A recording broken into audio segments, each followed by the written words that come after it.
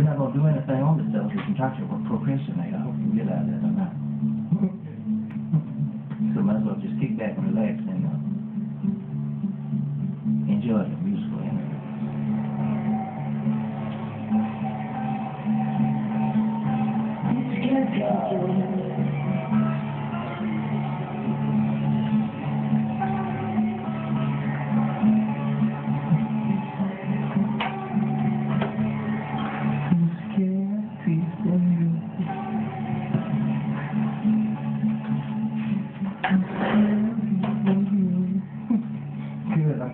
I'm glad I scared you. You need to be scared. Boo.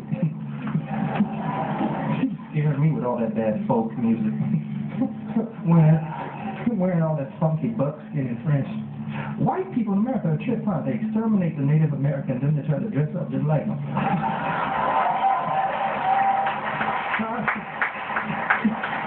What kind of necrophilia is that? Funking up the elevator with all that patchouli on. Please, come on, y'all. Come on, y'all, take a bath. Now, I used to get a lot of visions and dreams. I used to get a lot of visions and dreams. Not Dr. King's dream. I had my own dream. Thank you very much, okay? None of that we shall be overcome stuff. And, okay, good. He got it in the rear. It'll move forward eventually. But when I had these visions and dreams, I never write anything down, so forget the damn thing. So what I did this evening is I brought in some stuff that I've been working on. It's a little poetry. I've been working. Did you know I wrote poetry? You didn't know I wrote poetry. You're kidding. You wrote poetry? Wow, how sensitive I was. Wow, I thought it was just a black militant. Wow. But I'm not a poet per se. I do enjoy expressing myself in a poetic form. I'm no Maya Angelou. But I could tell you what a cage bird sang. Thank you very much.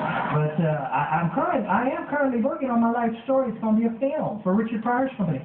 No, really, Richard Pryor is a very good friend of mine. He put me in rehab.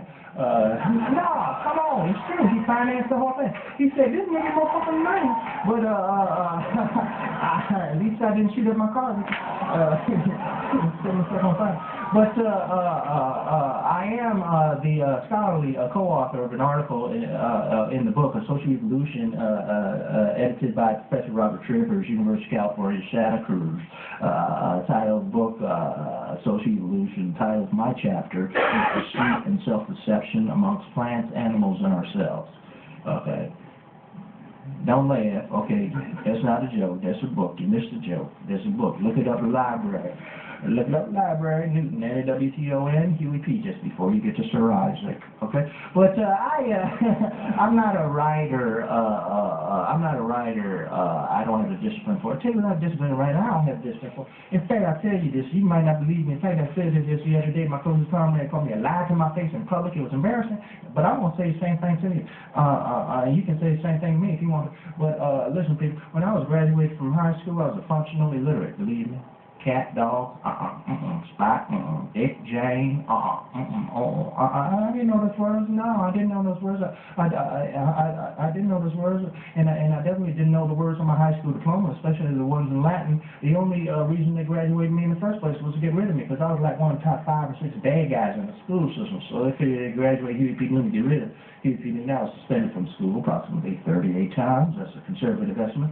I was kicked out of virtually every public school in Berkeley and Oakland public schools. They told me I had an IQ of about 74, maybe 75 on a good day. But I didn't like the authority that they had for me. I didn't like the discipline that they had for me. I like to fight. I like to bite people's ears off. I like to choke my basketball coach.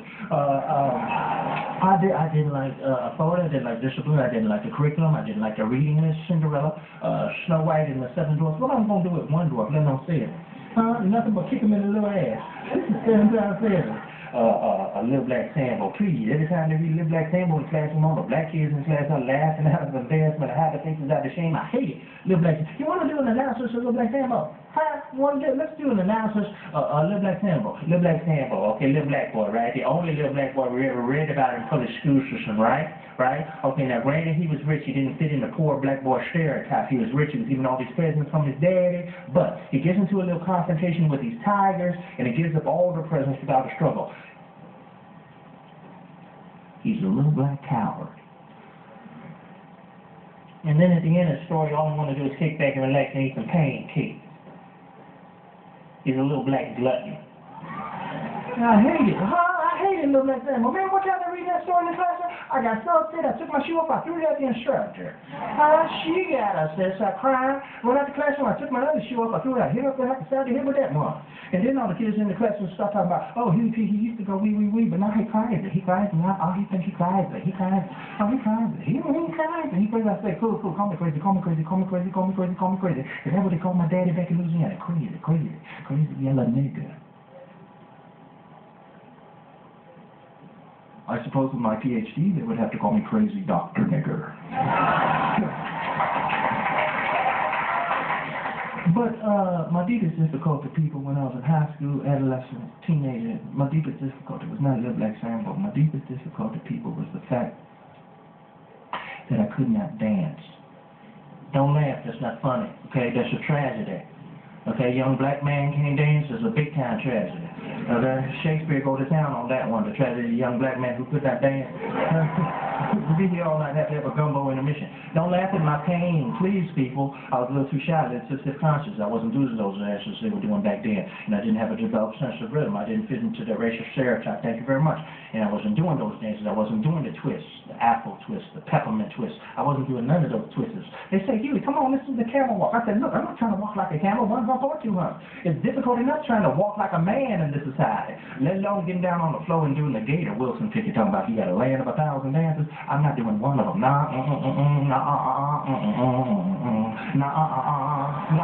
watch yourself. Showing your age and your color. Watch yourself now.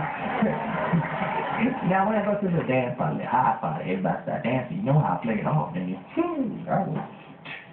They got my poetry, and you know they call some folks. Oh my God, they be trying to bust my head, trying to bust the rhyme. But poetry was the way that I got onto the educational track, because I was very fortunate in that I had my older brother Melvin. He's 4 years older than I am, great scholar. He was in college when I was in high school, and Melvin, God bless him, recognized I was certainly, you know, educational difficulties. That's what you call a euphemism. And he used to bribe me like 25 cents a quarter if I could memorize certain verses from certain classical poems and plays. You know, he had me doing like the Ozymandias, you know that one, Shelley, the love song of J. Alfred Prufrock, T.S. Eliot, you know, the Bells and the Raven, you know, the Edgar Allan Poe and the Shakespeare and all that. I was pretty good at it because I could hear something like once or twice memorize it in that fashion. I always had a good memory. I always was bluffing way through an earthquake, hurricane if I need to. But my secret technique for memorizing verses from the classical poems and plays was, my secret technique was, I'd get myself in a room late at night, lock the door behind me, get myself a long thing record, you know what a record is, put a record on the turntable, you know, stick the needle up in the groove, you know, just listen to the thing over and over and over and over again, try to follow along in the script in the book, but I couldn't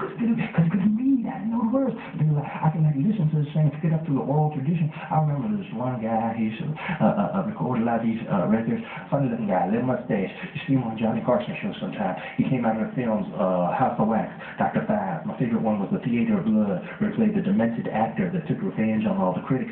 What a man name? He had the spooky voice in the Michael Jackson Thriller thing. What a man name? Help me on this one. Vincent Price. That's it, Vincent Price. Man, I love Vincent Price.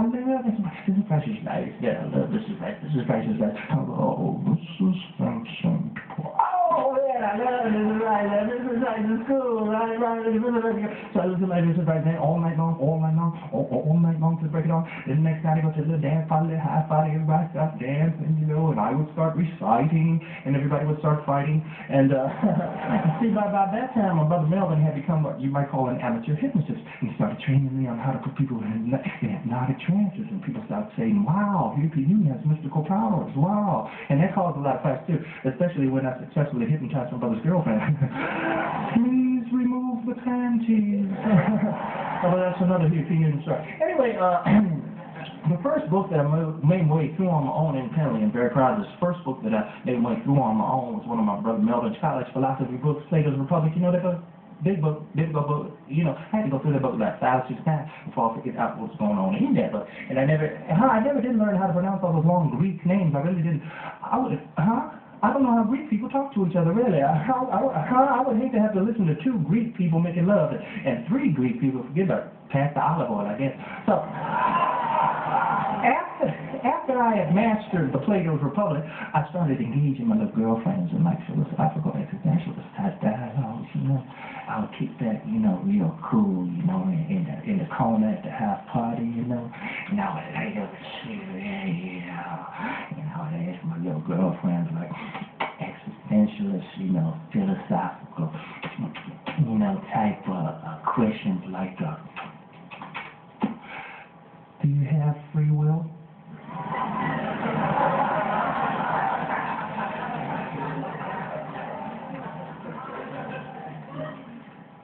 Is your God omniscient?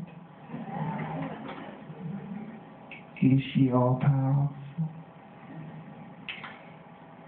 Did you create God? Or did God create you?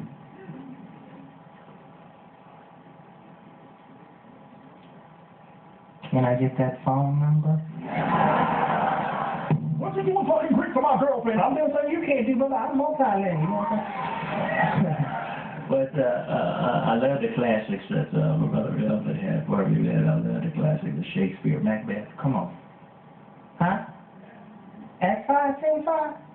Sitting up in that castle? Straight up ghetto gangster. Talking about life full of sound and fury. Signifying nothing.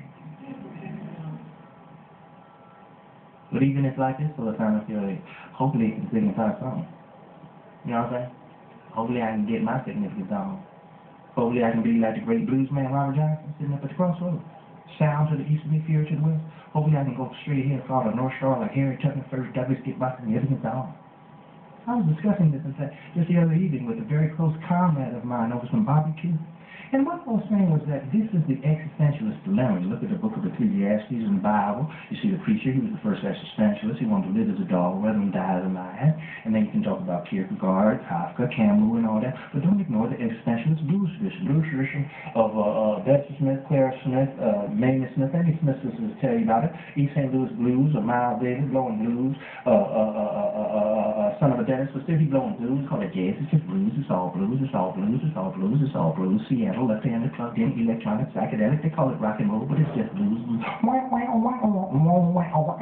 Choke on your vomit in London, blues. And my comrade said, well, that's a very interesting analysis, comrade, Huey, but would you please pass me that barbecue? And I said, sure, you want chicken and ribs? He said, well, I dig the pig, can you spare a rib? I said, I think I can spare a rib. You want hot sauce on it? He said, hell yeah, you know I'm from Texas, you know I want the hot sauce. One day I'm going to develop my own barbecue show. I said, what, huh? But oh, is that the... Oh, is that the... Okay. That's the poetry cue. Okay, cool. All right. This is my poetry cue. See, I'm here talking about barbecue. Okay, here you go. I like that sound. That's a sweet sound. I just do it up on that. Okay, here it is. Let me do this one. One day I realized I had forgotten name, age, sex, dress, race. I had found myself. What is greater than love or hate? I will tell you then. What is greater than love is a relationship I have with the tip of my finger. That's it.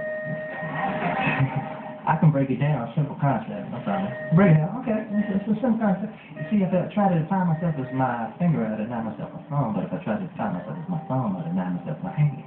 But if I try to define myself as my hand, I deny myself what? My arm. That's it, you with it. If I try to define myself as my arm, I deny myself what? The body. So if I try to define myself as my body, I deny myself what? Huh? The head. The universe, right? My soul. It's like I diminish myself, right? Huh? Everybody got it? Okay. See how y'all doing the next one. Okay, here we go. I do not know enough about myself because you do not know enough about yourself. Would you help me now? I met someone who was part of myself I did not appreciate. It is not that our ego is too large, the problem is that our ego is too small. Love is more constant than life.